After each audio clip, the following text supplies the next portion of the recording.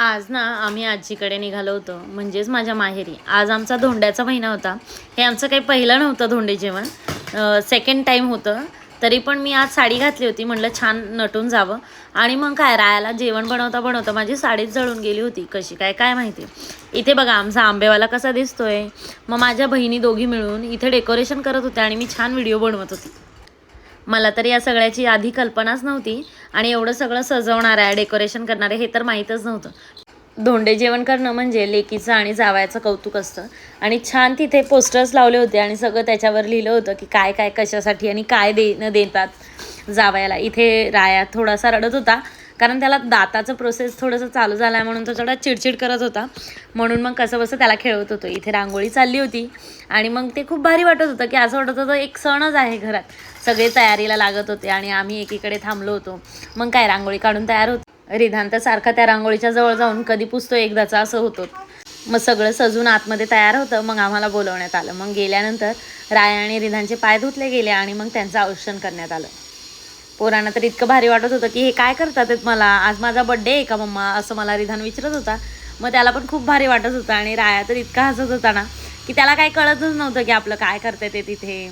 आणि पाणी टाकल्यावर तर त्याला थंड वाटत होतं म्हणून तो खूप हसत होता. मला तर नवीन लग्न झालेल्याचे क्षणच आठवले, कारण नवीन लग्न झाल्यावर एवढं कौतुक करतात. आणि मला 2 मुलं झाली आहेत आता, तरी आमचं एवढंच छान कौतुक केलं जात आहे. याचे खूपच भारी वाटतं आहे. माझ्या बहिणींसाठी, माझ्या आईसाठी मला म्हणजे खूप भारी वाटतं आहे.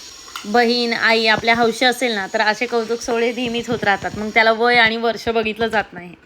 बहिणीने प्रेमाने ताट ओवाळून आम्हाला आतमध्ये बोलवलं आणि मग काय आम्ही आतमध्ये आलो आणि आल्या आल्या इतकं छान सजवलं होतं आणि इतकं काही काही होतं ना की आम्ही बघतच राहिलो होतो कुठे काय आहे आणि कुठे काय लिहिलं आहे. आणि डेकोरेशन तर खूप भारी केलं होतं.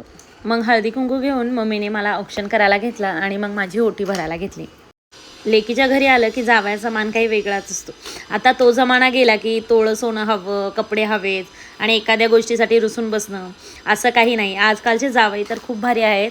एवढी छान मुलगी दिली आहे म्हणजे तर तेच खुश आहेत. एकीकडे मम्मीने माझी ओटी भरली आणि एकीकडे यांनाही वाण देऊन खुश केलं. आपल्या मुलीकडच्या घरच्यांना वाटतं की जावयाला जितकं देईल तेवढं जावई आपल्या मुलीला खुश ठेवेल, पण असं काही नसतं. जावई समजूतदार असेल ना तर मुलगा आणि मुलगी दोघंही खुश राहतात आणि नवरा बायकोचा सुखाचा संसार होतो.